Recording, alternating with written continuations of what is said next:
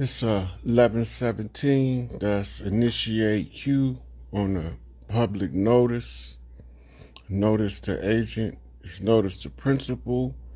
This is a public notice to all clans, to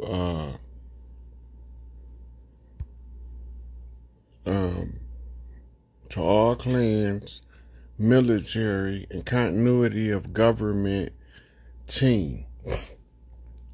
So a lot of us has been watching. And hold on, let me see how I want to do this. Okay, let's get into the public notice first. This public notice is to make the tribe's membership, the general body, aware that the U.S. corporation is no more. The Vatican control of the earth is no more. The Buckingham Palace and its related so-called royal families are all gone. The matriarch is on the return and on the rise. And in here, for all of the clans collective across the land, I'm going to give y'all some information that y'all can use to accelerate this process and to be involved at some level or another. So we need the three kings walking.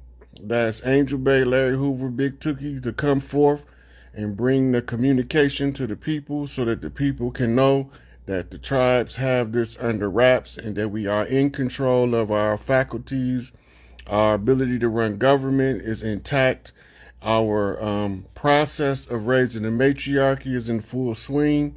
The only remaining thing is to create a database of matriarchs across the land, which is our clan mothers that have been already doing the work. And a good example for you to know what I'm talking about when I say doing the work, Chief Warhorse is a perfect example of a clan mother that's been doing the work.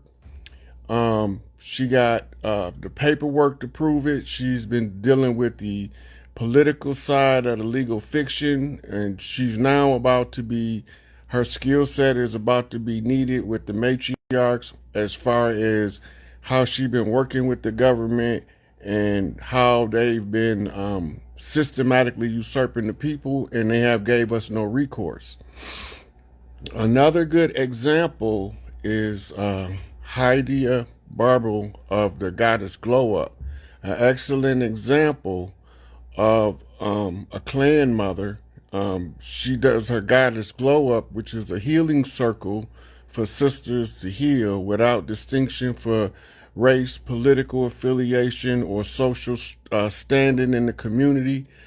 Healed women heal women, and the work that she's been doing will be able to be expanded upon and supported by the matriarchy so that her effectiveness is increased and the positive impact to the sisterhood is also increased, and it also serves as a way to help mothers to not get trapped in caregiver syndrome, where they're so busy taking care of their family that they end up neglecting their own health and causes us to lose many mothers earlier than we need to lose them.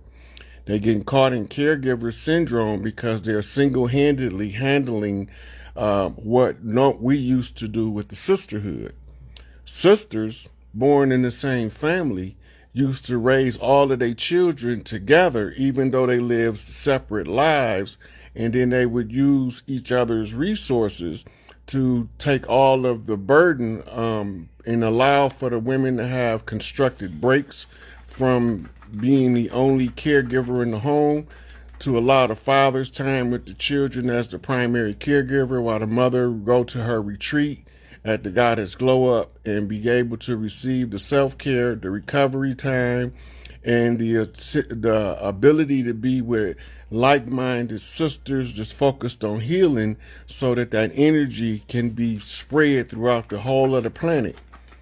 Another good example is Professor Bayeno Bayello, who is a Haitian historian who passionately speaks about the Haitian Revolution and the actors in the Haitian Revolution that allowed us to find the bloodlines required to close out the Haitian revolutionary conjure that was an assistant conjure to the Gullah Wars. And if you look at the conclusion of the Haitian Revolution and the migration patterns from the island, you'll see that they migrated to two places. The priestesses went to New Orleans to reinforce the conjure with the root working women of the ENO. The men, they in turn went to fight in the Gullah Wars in Florida. So you find a large influx of Haitian immigrants during the Gullah Wars migrating to Florida at the conclusion of the Haitian Revolution, while Dessalines was reorganizing the clans.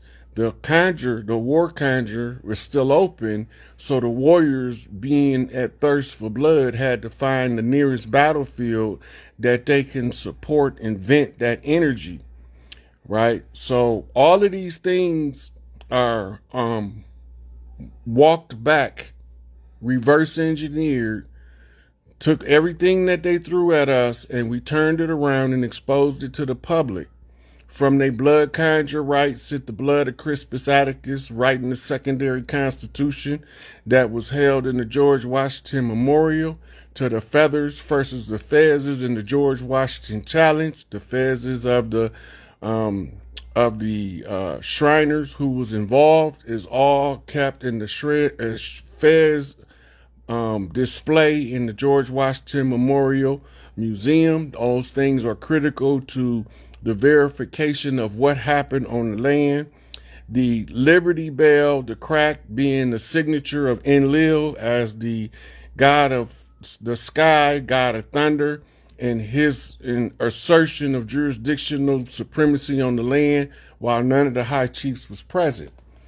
The next thing that we went over was how all of the clans was called from all parts of the world, from the Samoan Islands, the Tongan Islands, the Hawaiian Islands. We were called from New Zealand, from Australia, from South America, from Central America, from Alaska, from Canada, all across America.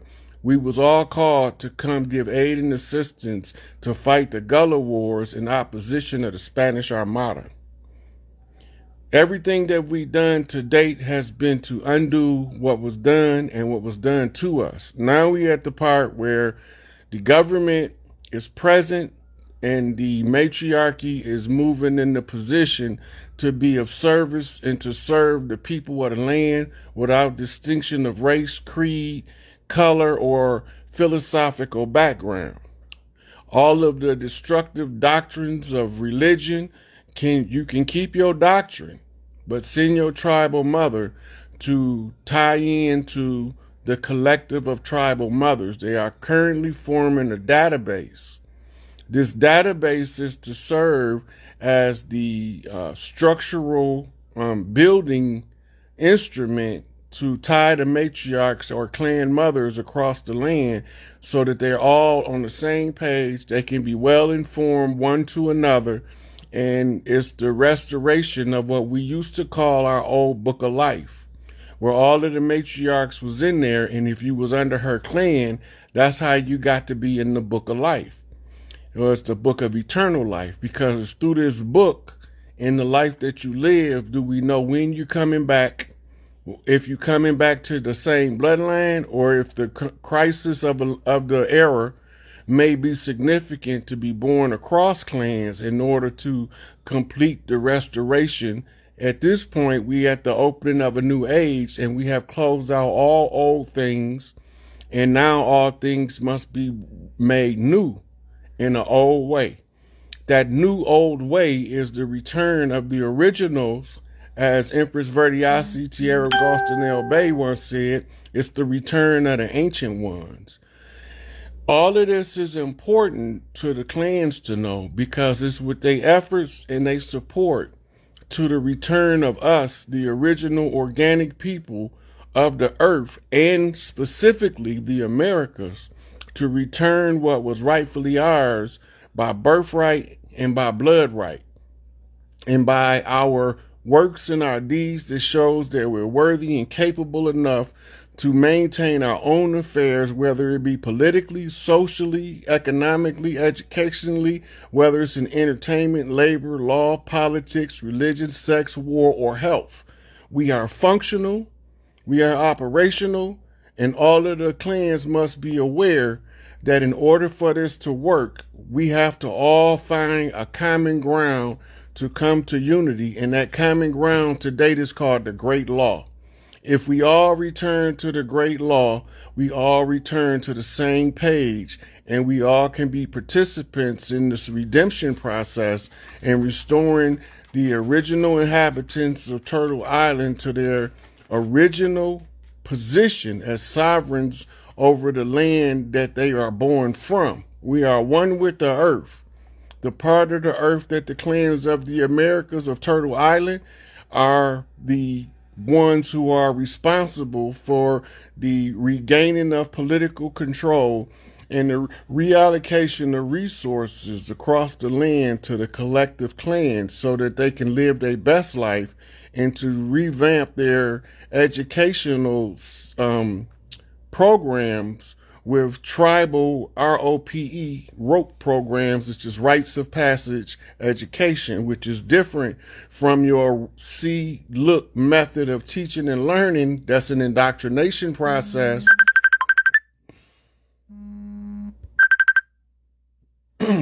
We don't want our children indoctrinated. We don't want them trained to be your laborers and your burden bearers. We want each one of our children to choose their own life path.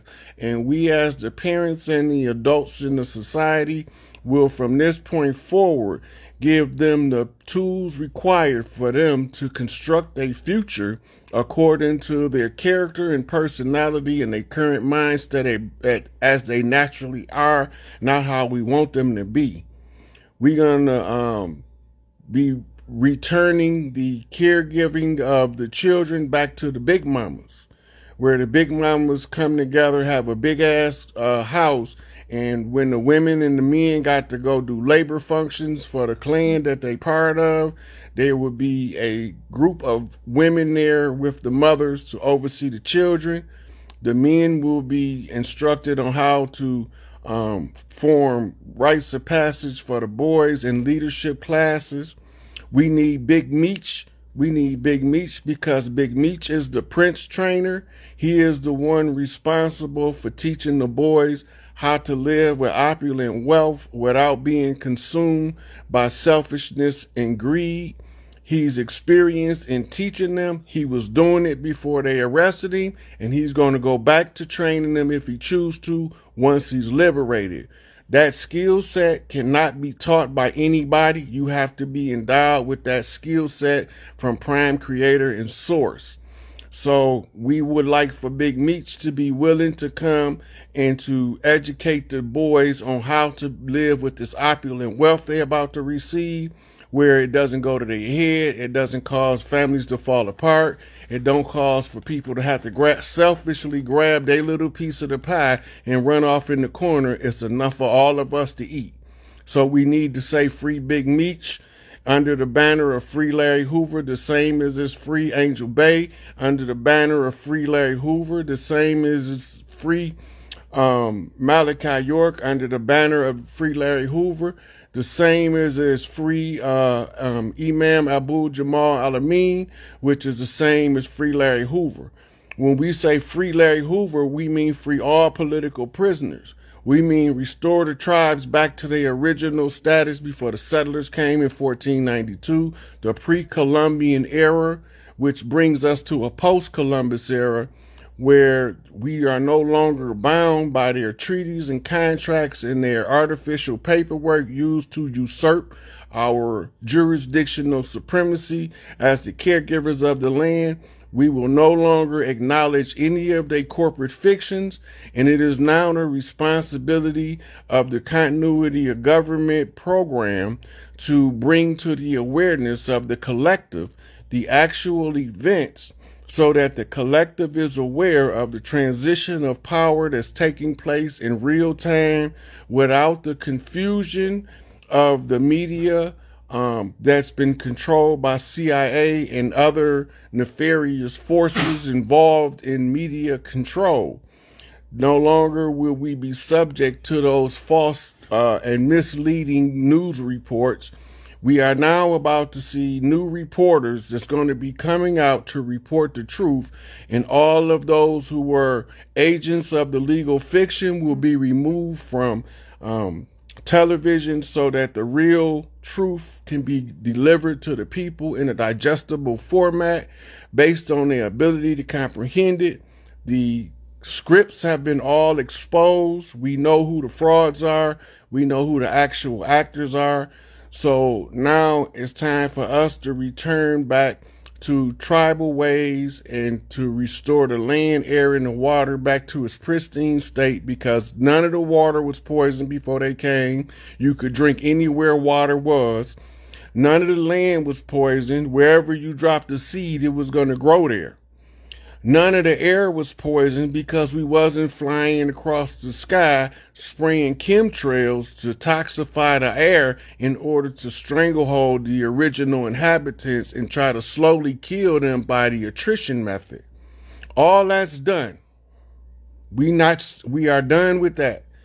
So now we are about to see continuity government activate certain people that's going to be bringing more information to the forefront than we have been being exposed to in the recent past, in order for us to go on and burrow through this thing, or should I say burst through this thing, and arrive in 2025 prepared for the celebration.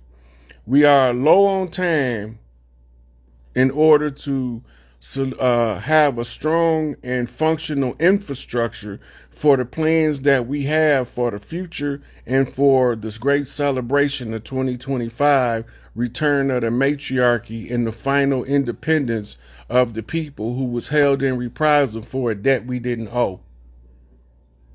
So that's the public service announcement.